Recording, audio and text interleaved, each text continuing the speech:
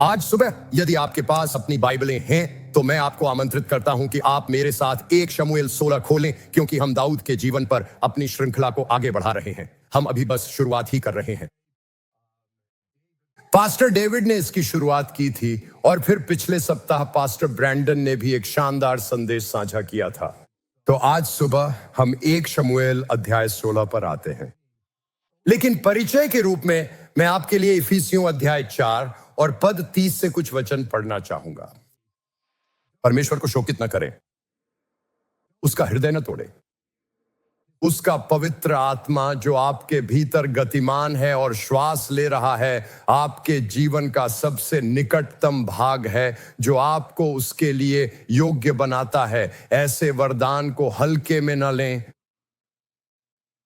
मेरा विचार है कि यदि हम सावधान न रहें, और विशेषकर तब जब आप हाशिए वाली मसीहियत में कार्य कर रहे हों, आप पवित्र आत्मा के विषय में नहीं सोचते। आप वास्तव में अपने जीवन पर परमेश्वर के हाथ के होने के विषय में भी नहीं सोचते।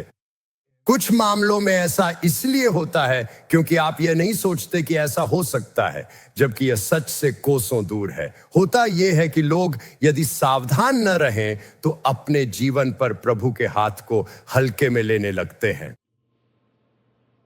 और कभी कभी लोग एक ऐसी मसीहियत भी अपना लेते हैं जिसमें आज्ञाकारिता को वैकल्पिक मान लिया जाता है, जहां उन्हें लगता है कि आखिरकार कोई भी सिद्ध नहीं है।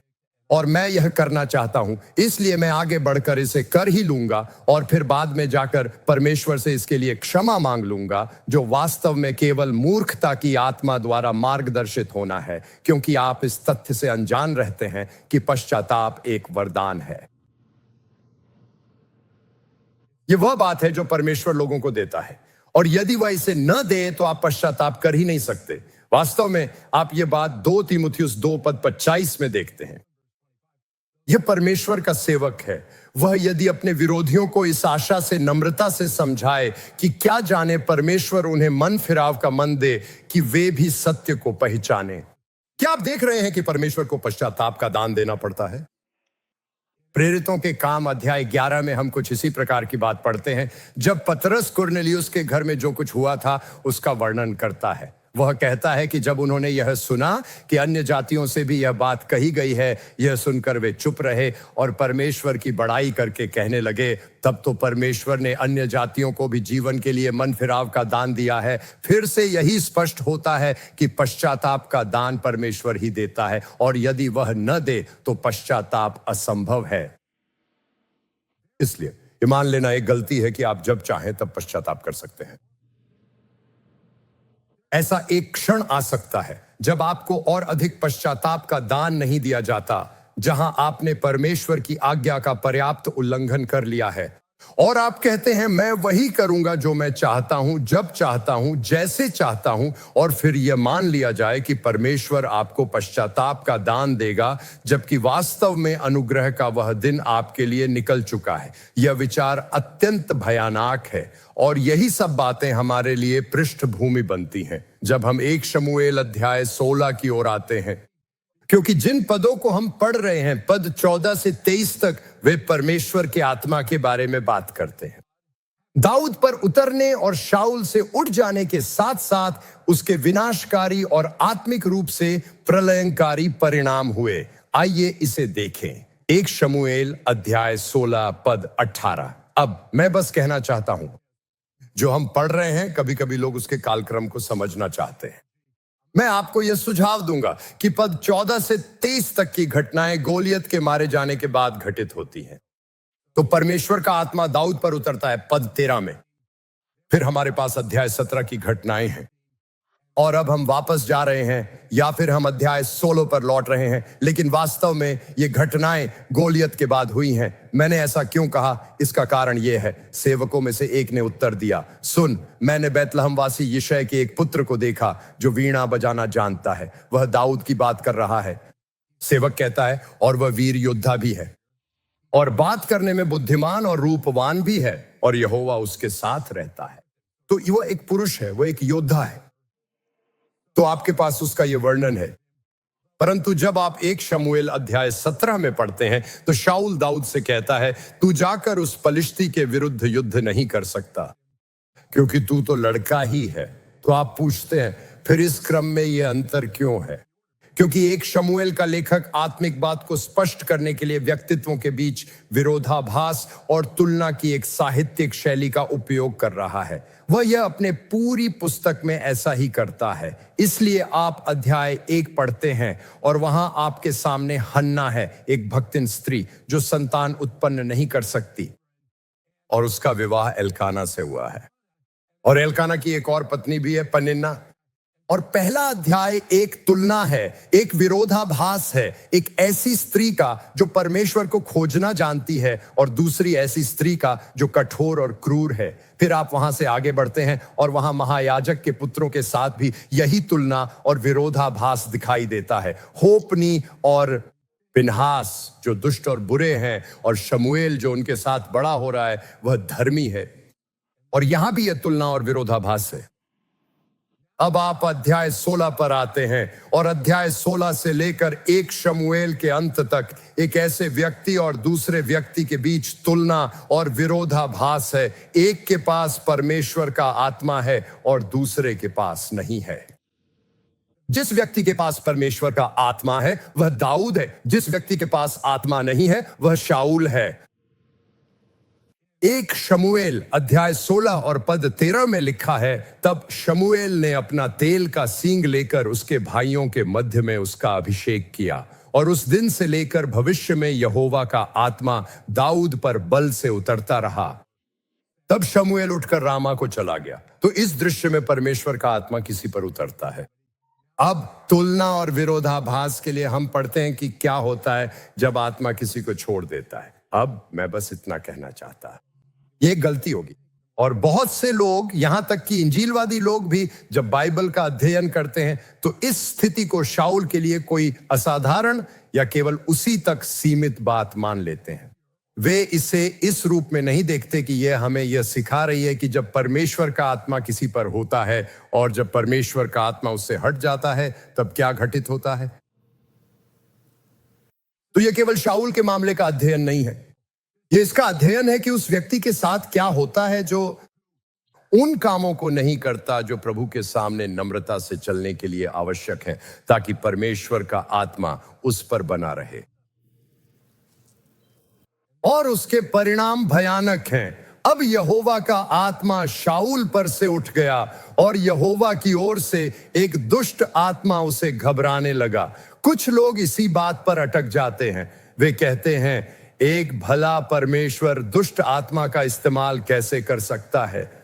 सुनिए, परमेश्वर हर एक बात पर सर्वोच्च अधिकार रखता है, सब कुछ उसके अधीन है। वह, जैसा कि एक वचन कहता है, उस बात को भी जिसे शैतान ने बुराई के लिए ठहराया था, भलाई के लिए इस्तेमाल करने में सक्षम है।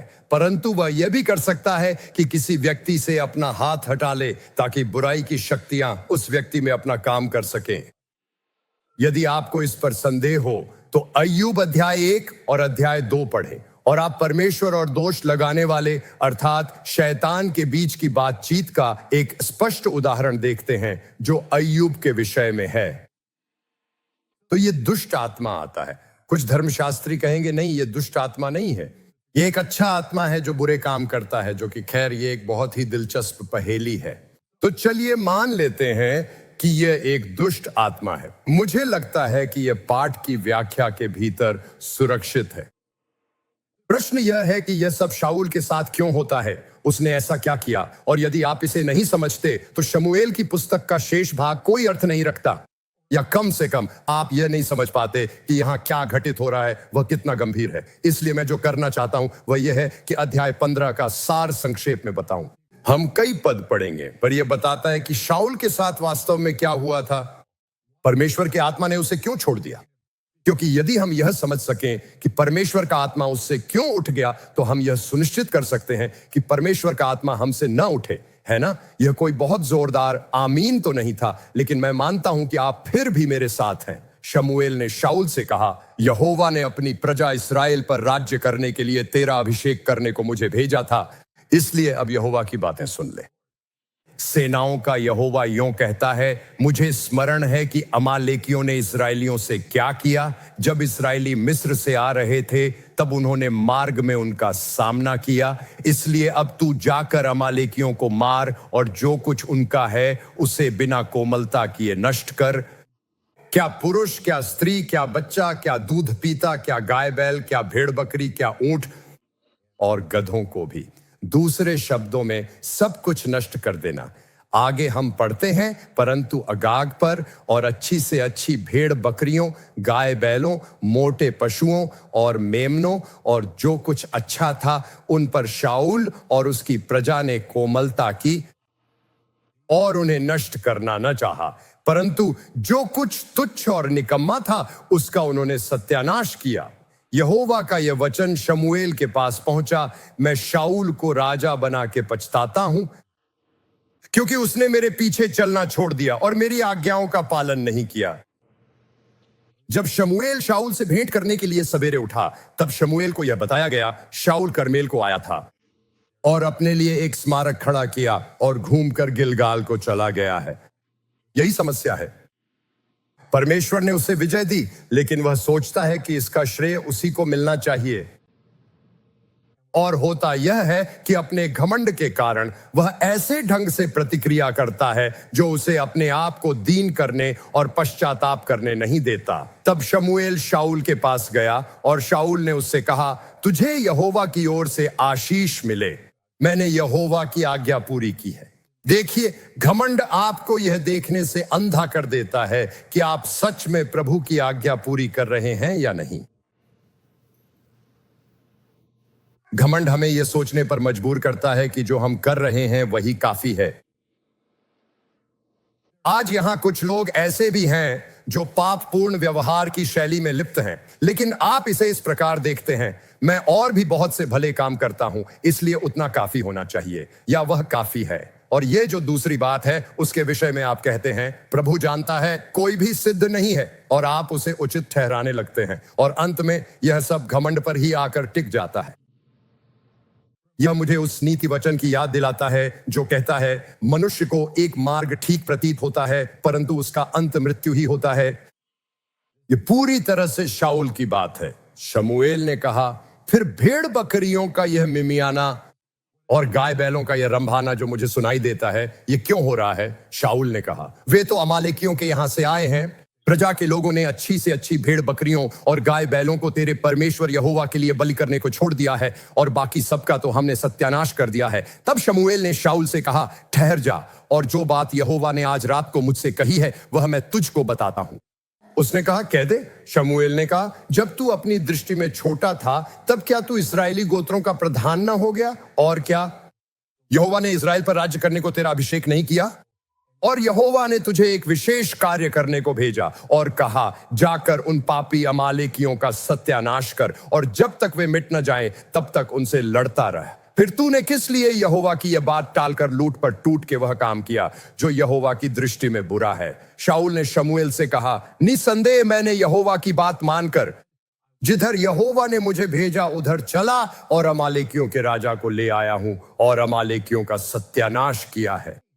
परंतु प्रजा के लोग लूट में से भेड़ बकरियों और गाय बैलों अर्थात नष्ट होने की उत्तम उत्तम वस्तुओं को गिलगाल में तेरे परमेश्वर यहोवा के लिए बलि चढ़ाने को ले आए हैं।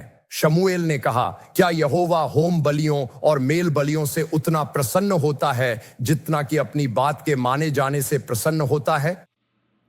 आज्ञा मानना बलिदान से बेहतर है और ध्यान देना मेंढों की चर्बी से उत्तम है। देख, बलवा करना और भाभी कहने वालों से पूछना एक ही समान पाप है, और हठ करना मूर्तों और गृह देवताओं की पूजा के तुल्य है। तूने जो यहोवा की बात को तुच्छ जाना, इसलिए उसने तुझे राजा होने के लिए तुच्छ जाना है। तब शाऊल ने शमूएल से कहा, मैंने पाप किया है। मैंने तो अपनी प्रजा के लोगों का भय मानकर और उनकी बात सुनकर यहोवा की आज्ञा और तेरी बातों का उल्लंघन किया है। मैं चाहता हूं कि आप यह ध्यान दें कि उसे अफसोस है, लेकिन वह पश्चातापी नहीं है। क्योंकि जब आप पश्चातापी होते हैं तो आप पहले लोगों के पास नहीं बल्कि परमेश्वर के पास जाते हैं। आप पहले उससे संबंध को ठीक करते हैं और उसके बाद लोगों से। लेकिन वह कभी परमेश्वर के पास नहीं जाएगा।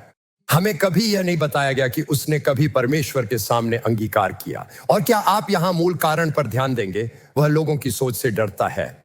बहुत से लोग पश्चाताप नहीं करते क्योंकि वे दूसरों की सोच की चिंता करते हैं। अगर मैं हाथ उठाऊं तो लोग क्या सोचेंगे? अगर मैं आगे जाऊं तो लोग क्या सोचेंगे? अगर मैं मसीही प्रचारक बन जाऊं तो लोग क्या सोचेंगे? और होता यह है कि वे मनुष्यों से डरते हैं लेकिन परमेश्वर से नहीं डरते। अगर आप मनुष्यों से डरेंगे, आप परमेश्वर से नहीं डरेंगे। और अगर आप परमेश्वर से डरेंगे, आप मनुष्यों से नहीं डरेंगे। परंतु अब मेरे पाप को क्षमा कर और मेरे साथ लौट आ कि मैं यहोवा को दंडवत करूं। वह शमूएल से क्षमा करने के लिए कह रहा है। वह कभी परमेश्वर से नहीं पूछता और वह अपने आप परमेश्वर की आराधना भी नहीं कर सकता। वह ऐसा नहीं करता। उसे वहां शमूएल की आवश्यकता पड़ती है। लेकिन शमूएल ने शाऊल से कहा, मैं तेरे साथ न लौटूंगा क्योंकि तूने यहोवा की बात को तुच्छ जाना है और यहोवा ने तुझे इस्राएल का राजा होने के लिए तुच्छ जाना है। शाऊल दुखी तो है पर वह पश्चातापी नहीं है। इसलिए पद 30 में शाऊल ने उत्तर दिया, मैंने तो पाप किया है, तो भी मेरी प्रजा के पुरनियों और इस्राएल के सामने मेरा आदर कर और मेरे साथ लौट कि मैं तेरे परमेश्वर यहोवा को दंडवत करूं। उसे वास्तव में बस यही परवाह है कि लोग उसके विषय में क्या सोचते हैं। किसका परमेश्वर? तेरा परमेश्वर। यह बहुत दिलचस्प है। यहां शाऊल है, उसका एक पुत्र है जिसका नाम इशबोशेत है या इशबाल। इसका अर्थ है बाल का पुत्र। इस प्रकार उसके पास परमेश्वर के विषय में एक उलझा हुआ दृष्टिकोण है। फिर भी परमेश्वर उसे चुनता है और उसे प्रभु के सामने ठीक करने का अवसर मिलता है, लेकिन वह पश्चाताप नहीं करता और इसलिए परमेश्वर का आत्मा उससे उठ जाता है। उस स्थिति की तुलना कीजिए जिसमें वह पाप करने के बाद फंसा हुआ है, उस बात से कि दाऊद क्या करता है जब वह बतशेबा के साथ पाप करता है, जो वास्तव में एक अत्यंत चौंकाने वाला और भयानक पाप था। उसने उसके साथ व्यभिचार किया और जब वह गर्भवती हुई तो उसके पति की हत्या करवा दी। फिर भी भजन संहिता 51 में हम दाऊद को देखते हैं, हे परमेश्वर, अपनी करुणा के अनुसार मुझ पर अनुग्रह कर, अपनी बड़ी दया के अनुसार मेरे अपराधों को मिटा दे। मुझे भली भांति धोकर मेरा अधर्म दूर कर और मेरा पाप छुड़ाकर मुझे शुद्ध कर।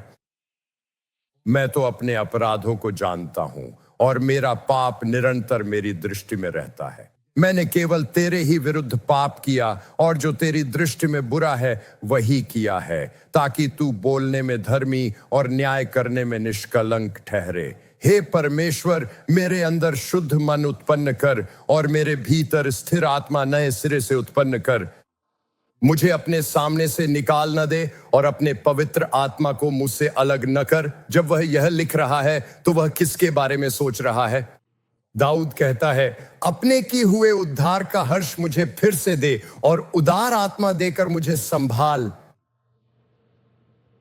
आप जानते हैं, आज कुछ लोग सुन रहे हैं और आप परमेश्वर के साथ ठीक नहीं हैं, और मैं बस इतना ही कह रहा हूं कि आपको एक अपश्चातापी हृदय के आत्मिक परिणामों को समझना होगा और वे अत्यंत खतरनाक हैं। देखिए, हम सबको यह स्मरण रखना चाहिए कि हम एक आत्मिक संसार में रहते हैं। पौलुस इसे इफिसियों अध्याय 6 पद 12 में इस प्रकार कहता है, क्योंकि हमारा यह मल्लयुद्ध लहू और मांस से नहीं परंतु प्रधानों से और अधिकारियों से और इस संसार के अंधकार के हाकिमों से और उस दुष्टता की आत्मिक सेनाओं से है जो आकाश में है। दूसरे शब्दों में, यह दुष्ट आत्माओं के साथ एक युद्ध है। आप में से कुछ लोगों ने पाप किया है, आपने पश्चाताप नहीं किया और आपने पवित्र आत्मा को शोकित किया है। और शाऊल का जीवन केवल इस बात का अध्ययन नहीं है कि कोई व्यक्ति कैसे दुष्ट आत्मा के वश में हो जाता है, बल्कि मैं आपको यह भी बताना चाहता हूं कि यह एक चेतावनी है कि जब कोई व्यक्ति पवित्र आत्मा को शोकित करता है और पश्चाताप नहीं करता तो क्या होता है। आइए इसे आगे बढ़ाते हैं। 1 शमूएल अध्याय 16 पद 13। तब शमूएल ने अपना तेल का सींग लेकर उसके भाइयों के मध्य में उसका अभिषेक किया और उस दिन से लेकर भविष्य को यहोवा का आत्मा दाऊद पर बल से उतरता रहा। और जब परमेश्वर का आत्मा आप पर आता है तो यही कारण है कि आपको अपने ऊपर परमेश्वर के हाथ, अपने जीवन में प्रभु की उपस्थिति को किसी भी चीज से अधिक महत्व देना चाहिए। और यह केवल तभी संभव होता है जब आप उसके साथ सही संबंध में चल रहे हो। परंतु इसका प्रभाव यह होता है कि यह आपको स्वयं से आगे ले जाता है। यह आपको ऐसे काम करने की सामर्थ्य देता है जिन्हें आप अपने बल पर कभी नहीं कर सकते। यही दाऊद है। वह एक गुमनाम अनजान साधारण चरवाहा है। यहां तक कि उसके परिवार वाले भी नहीं सोचते कि वह कभी राजा बनने के योग्य है। वह भेड़ चराता है। वे उसे बुलाते तक नहीं है। लेकिन जब परमेश्वर का आत्मा उस पर आता है तो होता यह है कि वह उस दैत्य को पराजित करेगा जिसे इज़राइल में कोई और पराजित करने की कल्पना तक नहीं करता था। दूसरी बात यह है कि वह लोगों के बीच सफलता पाएगा और युद्ध में एक अगुवे के रूप में वह बड़ी सफलता का अनुभव करेगा। उस पर यहोवा का अनुग्रह है। 1 शमूएल 18 पद 5 में लिखा है कि और जहां कहीं शाऊल दाऊद को भेजता था वहां वह जाकर बुद्धिमानी के साथ काम करता था। अतः शाऊल ने उसे योद्धाओं का प्रधान नियुक्त किया। उसके पास बुद्धि है, उसे पता है क्या करना है, उसे यह भी पता है कैसे करना है, और यही उसे सफल बनाता है। सिर्फ इतना ही नहीं, वह भजन भी लिखेगा जिनके द्वारा हम आज भी प्रभु की आराधना करते हैं, उस आराधना के आधार पर जो उसने प्रभु को अर्पित की थी। चौथा, उसने एक राजधानी, एक स्थायी सेना और एक केंद्रीय सरकार स्थापित की। और पांचवा, वह मंदिर बनाने के लिए सीधे परमेश्वर की आत्मा से निर्देश प्राप्त करेगा। यह अद्भुत है। आप इसके बारे में एक इतिहास 28 में पढ़ सकते हैं। इस योजना के हर हिस्से के बारे में दाऊद ने सुलेमान से कहा कि यह सब मुझे यहोवा के हाथ से लिखित रूप में दिया गया था। यहोवा का हाथ उस पर है, इसीलिए वह यहोवा की वाणी सुन सकता है जो उससे बोलकर बताती है कि मंदिर को कैसे बनाना है। यह अद्भुत है, बिल्कुल सबसे छोटे विवरण तक। क्या मैं बस इतना कह सकता हूं, आपके जीवन में जब आप उसके साथ चलते हैं तब परमेश्वर की कृपा, परमेश्वर का हाथ और परमेश्वर का आत्मा आपके ऊपर होना, इससे बढ़कर मूल्यवान वस्तु आप कभी भी प्राप्त नहीं कर सकते। परमेश्वर के प्रति एक कोमल हृदय बनाए रखें। दूसरी ओर शाऊल पर अब परमेश्वर का आत्मा नहीं उतरता है। हम अब कभी नहीं पढ़ेंगे कि उसने कोई युद्ध जीता हो। हम कभी यह नहीं पढ़ते कि उसने बुद्धिमानी से काम किए हों, बुद्धिमानी की बातें कही हों या बुद्धिमानी से निर्णय लिए हों। वास्तव में परमेश्वर का आत्मा दाऊद पर आता है और परमेश्वर का आत्मा शाऊल से उठ जाता है। ऐसे देखिए पद 14, ये चौंकाने वाला, हैरान करने वाला है। यहोवा का आत्मा शाऊल पर से उठ गया और यहोवा की ओर से एक दुष्ट आत्मा उसे घबराने लगा। क्या आप समझते हैं कि केवल आपके ऊपर परमेश्वर का हाथ होना आपको शत्रु से बचाता है? जब आप प्रभु की आज्ञा का पालन करते हैं, जब आप उसका अनुसरण करते हैं, वह आपको घेर लेता है, वह आपकी रक्षा करता है। लेकिन अगर वह आपसे दूर हो जाए तो अचानक आपके पास वह सुरक्षा नहीं रहती और अब शत्रु को आप तक पहुंचने का वह अधिकार मिल जाता है जो पहले नहीं था। तब शाऊल के कर्मचारियों ने उससे कहा, सुन, परमेश्वर की ओर से एक दुष्ट आत्मा तुझे घबराता है। अर्थात यह केवल कोई ऐसी बात नहीं है जिसे वह अपने भीतर ही अनुभव करता हो। यह ऐसी बात है जो उसके चारों ओर रहने वाले सभी लोगों को सार्वजनिक रूप से स्पष्ट दिखाई देती है। वास्तव में अध्याय 18 में हमें इसका एक चित्र मिलता है। इसलिए उस समय से शाऊल दाऊद पर ईर्ष्यापूर्ण दृष्टि रखने लगा और अगले ही दिन परमेश्वर की ओर से एक सताने वाला आत्मा शाऊल को डराने लगा और वह अपने घर में पागल के समान बड़बड़ाने और उन्मत्त व्यवहार करने लगा। NIV संस्करण वास्तव में इसे इब्रानी भाषा के अनुसार अधिक सही अनुवाद करता है। इसमें लिखा है कि वह भविष्यवाणी करने लगा। पागल की तरह बकना, भविष्यवाणी करना अर्थ है। अब आप कहेंगे उसमें एक दुष्ट आत्मा है, तो फिर हम यहां किस बात की चर्चा कर रहे हैं? यह उतना हल्का भी हो सकता है जितना कि वह आदमी जो बार में बैठकर शराब पीता है, लेकिन अपने आसपास के सभी लोगों को बता सकता है कि परमेश्वर के साथ सही संबंध कैसे बनाया जाए। वह सचमुच लोगों की ओर देखकर यह कह सकता है, क्योंकि किसी समय उसके जीवन पर एक वरदान था, उसके भीतर एक आत्मिक सामर्थ्य कार्य कर रही थी। और अब वही वरदान जो दुष्ट आत्माओं द्वारा विकृत कर दिया गया है, झूठ को सिद्ध करने के लिए पर्याप्त सच्चाई अपने भीतर समेटे हुए है। यह उतना गंभीर भी हो सकता है कि कोई व्यक्ति पूरी तरह से दुष्टात्मा के वश में हो जाए। मुझे नहीं पता कि आपने कभी ऐसा देखा है या नहीं। मैंने एक से अधिक बार देखा है जहां कोई व्यक्ति पूरी तरह दुष्टात्मा की शक्ति के अधीन होकर भविष्यवाणी जैसे वचन बोल रहा होता है। यह वास्तव में एक अत्यंत विचित्र और भयानक बात है। यह ऐसा भी हो सकता है जैसे प्रेरितों के काम अध्याय 16 में वह दासी लड़की जो पौलुस के पीछे पीछे चलती थी और कहती थी, ये लोग परम प्रधान परमेश्वर के दास हैं। दुष्टात्मा से प्रेरित भविष्यवाणी। लेकिन शाऊल के हाथ में एक भाला था और उसने अचानक उसे दाऊद की ओर फेंक दिया। आप इसे देखेंगे और हम देखेंगे। दुष्ट आत्मा के लक्षणों में से एक यह है कि घर में घरेलू हिंसा हो रही होती है। शारीरिक रूप से शोषण करना, मौखिक रूप से शोषण, भावनात्मक रूप से शोषण। शाऊल ने चाहा कि दाऊद को ऐसा मारे कि भाला उसे बेधते हुए भीत में धंस जाए, परंतु दाऊद शाऊल के सामने से हट गया। फिर शाऊल दाऊद से डर गया क्योंकि यहोवा दाऊद के साथ था और शाऊल से दूर हो गया था। अगर आप 1 शमूएल 16:14 में वापस जाएं तो उस पद का एक और अनुवाद हमें यह गहरी बात बताएगा। अब यहोवा का आत्मा शाऊल पर से उठ गया और यहोवा की ओर से एक दुष्ट आत्मा उसे घबराने लगा, जिसने उसे तनाव और भय से भर दिया।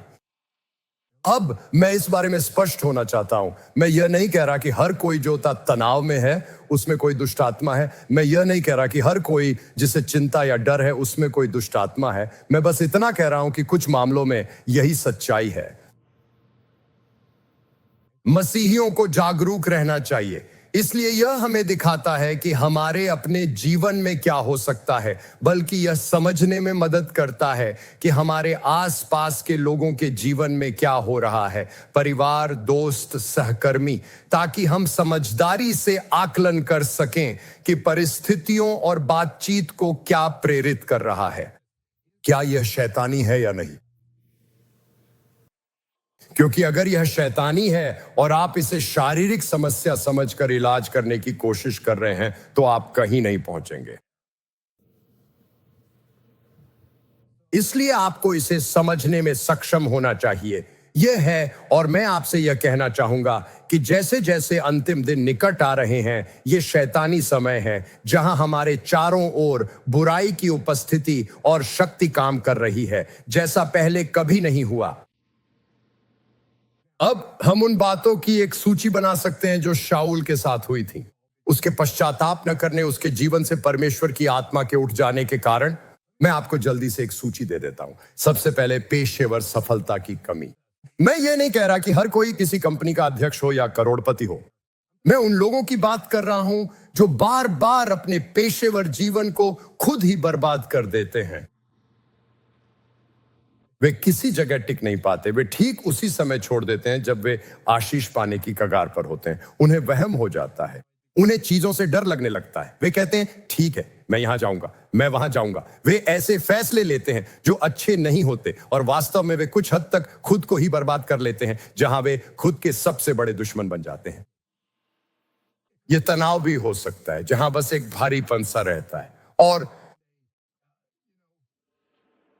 आप मरने और इस जीवन से बाहर निकलने के विचारों में इतने व्यस्त हैं कि आप इस जीवन के बारे में सोच ही नहीं पा रहे हैं। यह डर और वहम भी हो सकता है। आप इस बात को लेकर इतने परेशान रहते हैं कि आपके आसपास के लोग आपके बारे में क्या सोच रहे हैं और वे क्या करने वाले हैं, और वे आपके खिलाफ षड्यंत्र रच रहे हैं, जबकि असलियत में ऐसा कुछ भी नहीं हो रहा होता। यह जलन भी हो सकती है जहां आप दूसरों के जीवन में ही उलझे रहते हैं और अपने जीवन की तुलना उनके जीवन से करते रहते हैं, और उनके उद्देश्यों के बारे में सोचना और यह सोचना कि वे ही क्यों और आप क्यों नहीं, और ऐसी ही तमाम बातें। और यह एक ऐसा कारागार बन जाता है जिसमें आप रहने लगते हैं। पागल की तरह बड़बड़ाना, गुस्से के दौरे, क्रोध के दौरे, चीजें फेंकना, दीवार में मुक्का मारना, बिगड़ी हुई भविष्यवाणी करना, दोनों प्रकार का शोषण करना, शारीरिक या भावनात्मक, शायद मौखिक घरेलू हिंसा, क्या मैं बस इतना कह सकता हूं, और मुझे लगता है कि यह सचमुच बहुत आवश्यक है, घरेलू हिंसा शैतानी है। इसलिए मैं बिल्कुल स्पष्ट कह दूं, अगर आप ऐसी स्थिति में हैं जहां घरेलू हिंसा हो रही है, तो आपको अभी वहां से निकल जाना चाहिए, क्योंकि मुझे उनके लिए खेद है। क्या इससे उस दुष्टात्मा का सामना होगा जो प्रारंभ से ही उन्हें ऐसा करने के लिए उकसा रही है? आपको यह समझना होगा, उन्हें उस समस्या का समाधान करवाना होगा, और फिर आप इसे दोबारा जोड़ने के बारे में सोच सकते हैं। लेकिन एक माफी शैतानी प्रभाव को नहीं रोकती, और आपकी जिम्मेदारी है कि आप खुद को और जिनके लिए आप जिम्मेदार हैं, उन्हें सुरक्षित रखें। जब उन लोगों की बात आती है जिनके जीवन में दुष्टात्माएं सक्रिय होती हैं, तो आमतौर पर ऐसा होता है। मुझे लगता है कि मसीहियों के मन में यह विचार घर कर गया है कि किसी तरह इसके कुछ स्तर होते हैं, जैसे कि पीड़ित होना, सताव या ग्रस्त होना, और फिर इसका निष्कर्ष यह निकाला जाता है कि एक मसीही दुष्टात्मा से ग्रस्त नहीं हो सकता, पर उसका सताव हो सकता है, और उनके पास ये सभी धारणाएं हैं। और मैं आपको बस ये बताना चाहता हूं कि इसमें से कुछ भी बाइबल में नहीं है। तो आप एक ऐसी गैर बाइबलीय धारणा से जूझ रहे हैं जो मुझे लगता है कि लोगों को इस बारे में सही ढंग से और बाइबल के अनुसार सोचने से रोकती है कि वास्तव में स्थिति क्या है। बाइबल जो सामान्य शब्द प्रयोग करती है, वह ग्रस्त या सताया हुआ जैसे शब्दों का प्रयोग नहीं करती। यह सबसे अधिक इस शब्द का प्रयोग करती है, वह है डेमोनिज्मी। इसका अर्थ है दुष्टात्मा से प्रभावित। और एक व्यक्ति थोड़े रूप में, मध्यम रूप में या भारी रूप में दुष्टात्मा से प्रभावित हो सकता है।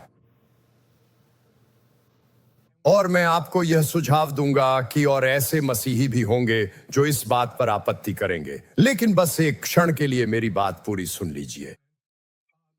कुछ लोग इस विचार पर आपत्ति करते हैं कि एक मसीही दुष्टात्मा से प्रभावित हो सकता है। वे कहते हैं कि किसी भी स्तर पर एक मसीही का दुष्टात्मा से ग्रस्त होना संभव नहीं है। उनका एक तर्क यह होता है कि यदि आप पवित्र आत्मा से भरपूर हैं, तो आप दुष्टात्मा से कैसे भर सकते हैं? और मेरा उत्तर यह है कि यही तो असली समस्या है ना? यदि लोग भरपूर नहीं हैं, तो हर समय पवित्र आत्मा से भरपूर कौन रहता है? और इसके अलावा वास्तव में होता यह है कि मसीही लोग अपने जीवन में शत्रु के लिए रास्ता खोल सकते हैं और उसे एक जगह दे सकते हैं। पवित्र शास्त्र स्पष्ट रूप से यह सिखाता है। उदाहरण के लिए इफिसियों के 4 अध्याय में लिखा है, अपने क्रोध में पाप मत करो, सूर्य अस्त होने तक तुम्हारा क्रोध न रहे और न शैतान को अवसर दो। जब आप अपने जीवन में क्रोध का समाधान नहीं करते हैं, तो आप शत्रु को अपने जीवन में प्रवेश करने का अवसर दे रहे होते हैं।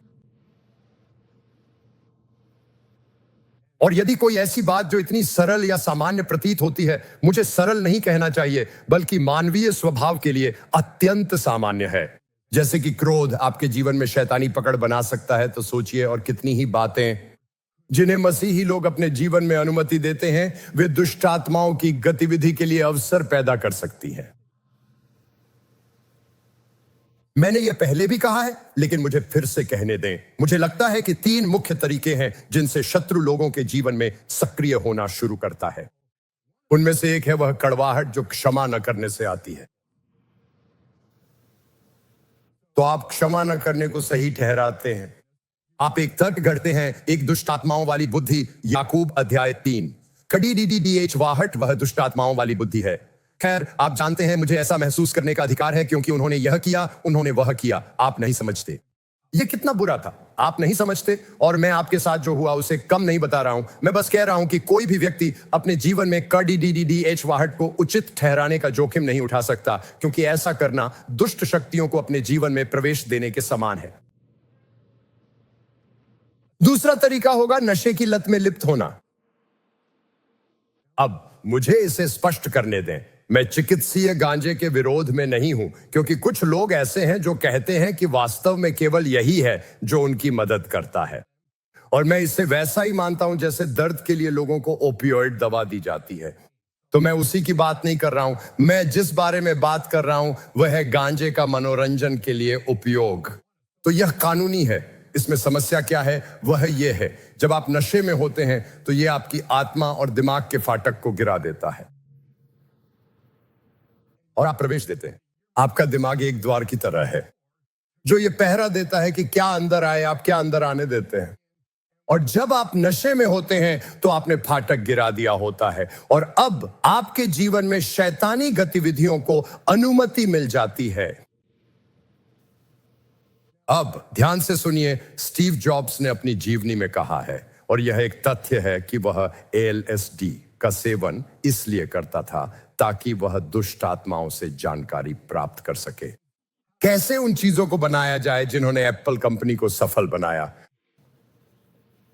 मैं बस इतना कह रहा हूं कि जब आप अपने अवचेतन मन की सुरक्षा को जानबूझकर त्याग देते हैं तो अचानक आप अपने जीवन में दुष्ट आत्माओं के प्रभाव और उनके लिए अवसरों के द्वार खोल देते हैं। इसलिए बाइबल कहती है, सबसे बढ़कर अपने मन की रक्षा कर। मन क्या है? ये एक मनुष्य की भावनाओं, बुद्धि और इच्छा शक्ति का योग है। इसकी रक्षा करें। मुझे लगता है कि तीसरा क्षेत्र यौन पाप है। तो होता यह है कि लोग, और यह सब कुछ हो सकता है यौन संबंध से लेकर अश्लील साहित्य तक, लोग ऐसा करते हैं और आप कुछ ही क्षणों में देखेंगे कि यह यौन संबंधों के विषय में कैसे लागू होता है। लेकिन केवल अश्लील साहित्य के साथ ही आप इस प्रकार के जीवन का निर्माण कर रहे होते हैं। यह एक शैतानी पकड़ है जिसे आप तोड़ नहीं सकते। यह आपके जीवन के हर हिस्से को बिगाड़ देता है। पाप को सहन करने और उससे पश्चाताप न करने में खतरा यही है। पाप शुरुआत में शरीर में कुछ होता है, तो यह एक इच्छा है जो आपके शरीर में होती है। आपका शरीर चाहता है कि आप ऐसा करें, लेकिन जब इसे बार बार जानबूझकर किया जाता है तो यह एक आत्मिक पाप बन जाता है जिसे दुष्ट आत्माएं शक्ति देती है। क्योंकि बार बार दोहराने के माध्यम से आपने वास्तव में कह दिया है कि मुझे इससे कोई आपत्ति नहीं है, और उस पड़ाव पर आपके जीवन में पाप अलौकिक रूप से सशक्त और शैतानी रूप से बढ़ जाता है। यही कारण है कि पश्चाताप करना इतना अत्यंत महत्वपूर्ण है। और जब आप ऐसा नहीं करते और बस इसे करते रहते हैं और सोचते हैं, खैर मैं किसी और समय परमेश्वर से क्षमा मांग लूंगा, या मुझे नहीं लगता कि यह इतनी बड़ी बात है, दूसरे शब्दों में मैं पश्चाताप नहीं करूंगा क्योंकि मुझे नहीं लगता कि यह गलत है, तो जो आप कर रहे हैं वह यह है, आप मानो शैतान से कह रहे हैं अंदर आ जाओ। और यह एक डरावनी और खतरनाक बात है जो न केवल आपको प्रभावित करेगी बल्कि आपके आसपास के सभी लोगों को भी प्रभावित करेगी। कभी कभी यह शैतानी गतिविधि पीढ़ी दर पीढ़ी चलती है, और मैं इस बारे में थोड़ी देर बात करना चाहता हूं क्योंकि मुझे लगता है कि यहीं पर बहुत से लोग अपने जीवन में शैतानी गतिविधि का अनुभव करते हैं। कुछ लोग कहेंगे, खैर आप जानते हैं मैं पीढ़ीगत पाप या श्राप में विश्वास नहीं करता। और वे कहेंगे, आप जानते हैं यीशु, बाइबल कहती है कि उसने हमें श्राप से मुक्त किया है। हां, यह सच है। जब यीशु क्रूस पर मरा तब उसने हमें पाप से भी स्वतंत्र कर दिया, लेकिन उस स्वतंत्रता को प्राप्त करने के लिए जिसे उसने क्रूस पर मोल लिया है, आपको क्या करना होगा? आपको वह मांगनी होगी। यह अपने आप नहीं होता। यदि आप अपने मुंह से अंगीकार करें कि यीशु प्रभु है और अपने हृदय में विश्वास करें कि परमेश्वर ने उसे मरे हुओं में से जिलाया है, तो आप उद्धार पाएंगे, क्योंकि जो कोई प्रभु का नाम लेगा वह उद्धार पाएगा। आपको उससे उद्धार के लिए प्रार्थना करनी होगी। उसने इसे मोल लिया है, लेकिन जब तक आप मांगते नहीं, यह आपको प्राप्त नहीं होती। उसने श्राप से स्वतंत्रता मोल ली है, लेकिन जब तक आप उससे आपको श्राप से मुक्त करने के लिए नहीं कहते, तब तक वह श्राप आपके जीवन में प्रभावी रह सकता है। विंसेंट सिनान, जो पिछली पीढ़ी के बड़े पेंटेकोस्टल विद्वानों में से एक थे और रीजेंट यूनिवर्सिटी के स्कूल ऑफ डिविनिटी के डीन के रूप में सेवा की थी, उनका मानना था कि छुटकारा अक्सर परमेश्वर के पवित्रीकरण के कार्य का एक हिस्सा होता है। इसे ध्यान से सुने विश्वासी के जीवन में। दूसरे शब्दों में उनका मानना था कि ऐसे विश्वासी थे जिनके जीवन में दुष्टात्माओं की गतिविधियां थीं और वे किसी न किसी स्तर पर दुष्टात्माओं से प्रभावित थे, और अपनी मसीही यात्रा में उन्नति करने के लिए उन्हें उस बंधन से मुक्त होने की आवश्यकता थी। यह जानकर आपकी रुचि बढ़ा सकती है कि प्रारंभिक कलीसिया में मेरे पास आपको यह सब विस्तार से समझाने का समय नहीं है, लेकिन प्रारंभिक कलीसिया में बपतिस्मा के एक भाग के रूप में दुष्ट आत्मा निकालना शामिल था। बपतिस्मा के तुरंत बाद दुष्ट आत्मा निकाली जाती थी, क्योंकि लोग मूर्ति पूजक और दुष्ट आत्माओं वाली पृष्ठभूमि से आ रहे थे और उन्हें उस प्रभाव से मुक्त होने की आवश्यकता थी, भले ही उन्होंने मसीह को अपना लिया था। यह कुछ ऐसा था जिसे यहां तक कि 1500 के दशक में भी मार्टिन लूथर, जो हमारी आधुनिक लूथरन कलीसिया के संस्थापक हैं, उन्होंने पूरी तरह से इसका समर्थन और स्वीकार किया, जैसा कि एंग्लिकन चर्च ने भी किया। और आज भी कैथोलिक और लूथरन आराधना विधियों में शैतान के कार्यों को अस्वीकार करने का उल्लेख किया जाता है, जो अतीत की इस परंपरा की ओर इशारा करता है, जब वास्तव में दुष्टात्मा को निकाला जाता था। सारी बात यह है कि पीढ़ी दर पीढ़ी चलने वाले श्राप बहुत बहुत वास्तविक हो सकते हैं। माता पिता के पाप बच्चों पर आते हैं। बाइबल कहती है कि यह तीसरी और चौथी पीढ़ी तक होता है। जब मैं अपने बच्चों के साथ अभी भी डिलीवरी रूम में था, तो मैंने उन्हें अपनी बाहों में लिया और कहा, मैं प्रभु का धन्यवाद करता हूं कि उन्होंने मुझे ये बच्चे दिए। और फिर मैंने कहा, प्रभु, मैं तुझसे प्रार्थना करता हूं कि तू इन बच्चों पर उनके माता पिता या पूर्वजों के पाप न लाए।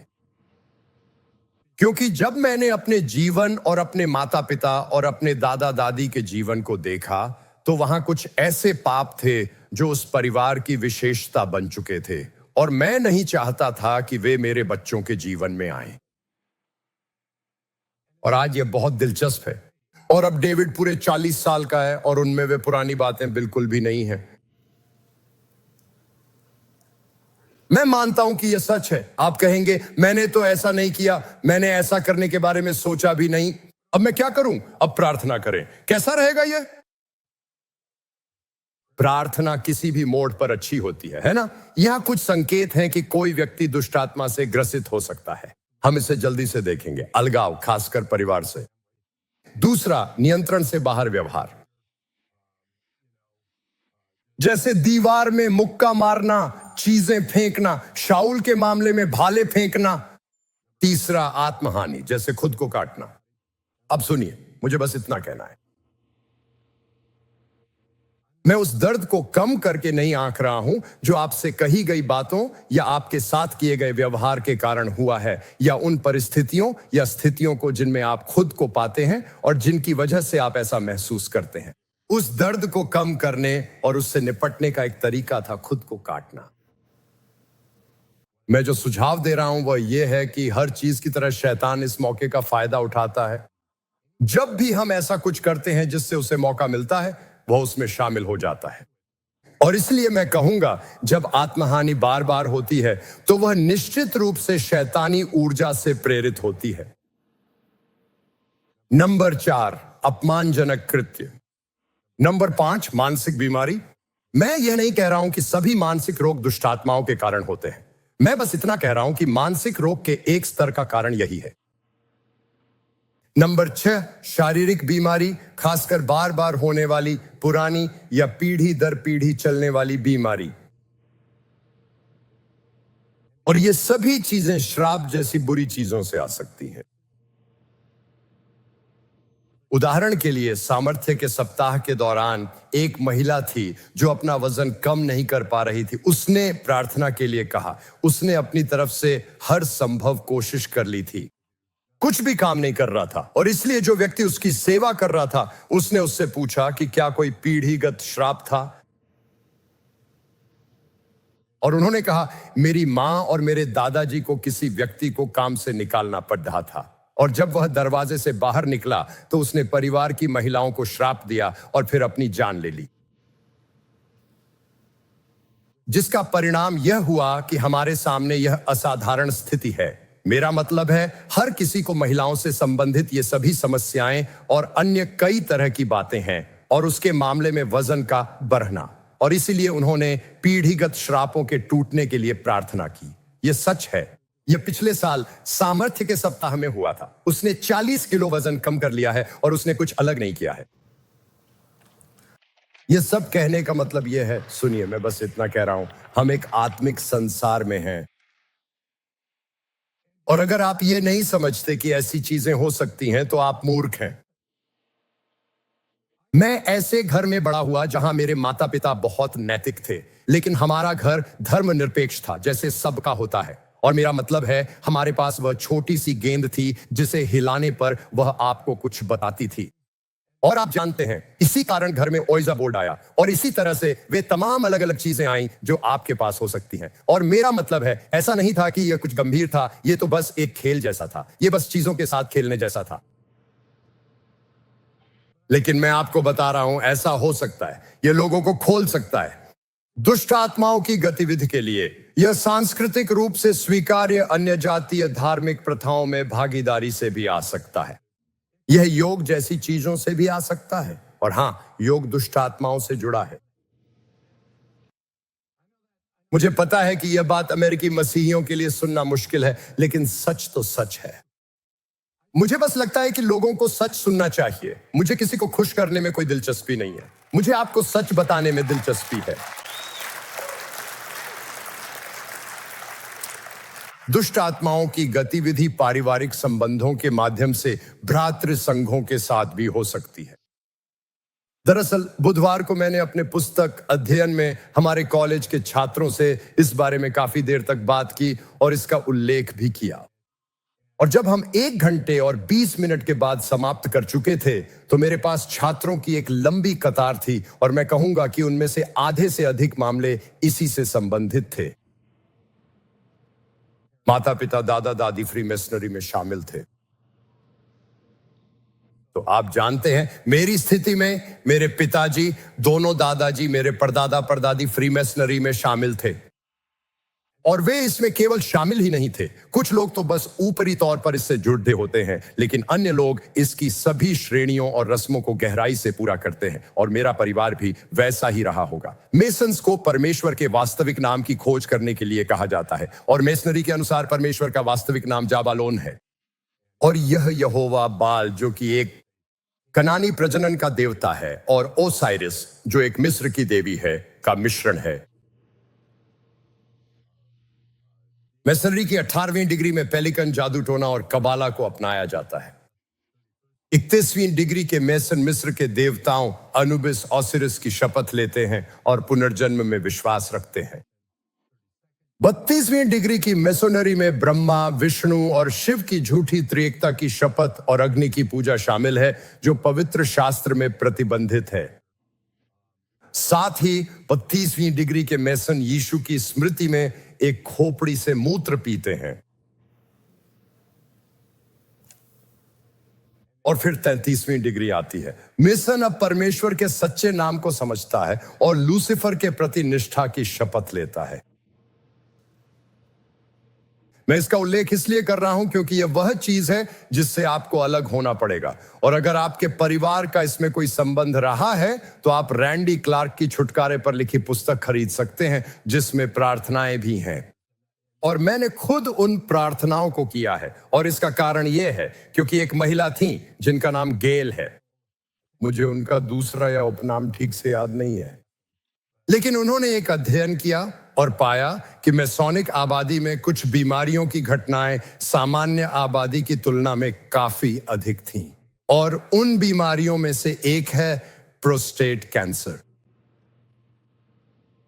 5 साल पहले मुझे प्रोस्टेट कैंसर हुआ था, सर्जरी हुई, लेकिन 6 महीने बाद बीमारी दोबारा हो गई, और इस बार ये जानलेवा था। तो मेरा मतलब है, जैसे ही मैंने इसके बारे में जाना, मैंने सोचा ठीक है, मैं इसे अपने जीवन से त्याग दूंगा। मैं इसे स्वीकार करूंगा और कहूंगा कि इसका मेरी जीवन या मेरे बच्चों के जीवन में कोई स्थान नहीं है। मुझे लगता है कि यह महत्वपूर्ण है। अन्य लोगों के लिए दुष्ट आत्माओं की गतिविधि प्राणों के बंधन के द्वारा आती है, और मैं इस शब्द का प्रयोग इसलिए कर रहा हूं क्योंकि यह एक प्रचलित शब्द है। और आत्मिक संबंध 2 व्यक्तियों के बीच गहरा भावनात्मक और आत्मिक जुड़ाव होता है, और यह कई तरह से हो सकता है। शायद सबसे आम तरीका यौन संबंध के माध्यम से होता है। पौलुस लोगों के एक साथ जुड़ने के अर्थ को समझता है, बाइबल भी इसे गहराई से समझती है। क्या तुम नहीं जानते कि जो कोई वेश्या से संगति करता है वह उसके साथ एक तन हो जाता है? क्योंकि लिखा है, वे दोनों एक तन होंगे। यह एकता है। और हम केवल शारीरिक की बात नहीं कर रहे हैं, हम आत्मा के स्तर पर बात कर रहे हैं, जहां सबसे साधारण यौन परिस्थितियों में भी एकता हो जाती है। और अगर ऐसा वहां होता है तो आप जानते हैं कि किसी भी अन्य परिस्थिति में क्या हो रहा है। और अगर आपने ऐसा किया है तो आपने जीवन में दुष्ट आत्माओं की गतिविधि के लिए को खोल दिया है। सुनिए, यह परमेश्वर का वचन है। और यहां एक प्रार्थना है जो आप कर सकते हैं। यीशु के अधिकार में मैं अपने और उस व्यक्ति का नाम लें के बीच यीशु के लहू को खटखटा करता हूं और इस एक तन के मिलन को अलग करता हूं। मैं उस व्यक्ति की वह हर चीज उसे वापस भेजता हूं जो मैंने उससे ली थी जब मैं उसके साथ एक तन हुआ था। और मैं वह सब कुछ अपने पास वापस बुलाता हूं जो मैंने इसे एक शरीर की एकता में दिया था। मैं घोषणा करता हूं कि यीशु का लहू हमारे बीच एक अलगाव की दीवार है। धन्यवाद यीशु, मेरी आत्मा को बहाल करने के लिए। अब सुनिए, अगर आप दो गत्ते के टुकड़ों को एक साथ गोंद से चिपकाते हैं और फिर उन्हें अलग करते हैं तो एक टुकड़े का कुछ हिस्सा दूसरे पर रह जाएगा और दूसरे का कुछ हिस्सा पहले पर। यौन संबंधों के साथ भी ऐसा ही होता है। आपका एक हिस्सा उस व्यक्ति के पास हमेशा के लिए खो जाता है जब तक कि आप उसे पुनः प्राप्त न कर लें। और इसकी अनुपस्थिति में ऐसी दुष्ट शक्तियां होती हैं जो संबंधों के मामले में आपके विरुद्ध कार्य करती हैं। यही वजह है कि कुछ लोगों को संबंध बनाने में इतनी कठिनाई होती है। इसी वजह से उनके कई विवाह होते हैं, क्योंकि उन्होंने कभी इस मुद्दे का सामना नहीं किया। और आप बस सोचते हैं, खैर मैं विवाह में अच्छा नहीं हूं। नहीं, इसके बारे में क्या ख्याल है कि एक दुष्ट आत्मा आपको विवाह में सफल ना होने देने में मदद कर रही है?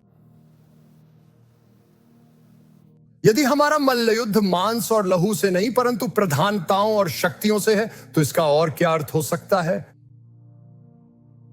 तो चलिए दुष्ट आत्माओं के बारे में अपनी धार्मिक समझ टीवी या थिएटर से न लें। आइए इसे बाइबल से लें। और कुछ लोगों के लिए यह स्थिति बहुत गंभीर है और मैं आपको बता रहा हूं कि आपके लिए इससे किसी तरह निपटना बहुत ही आवश्यक है।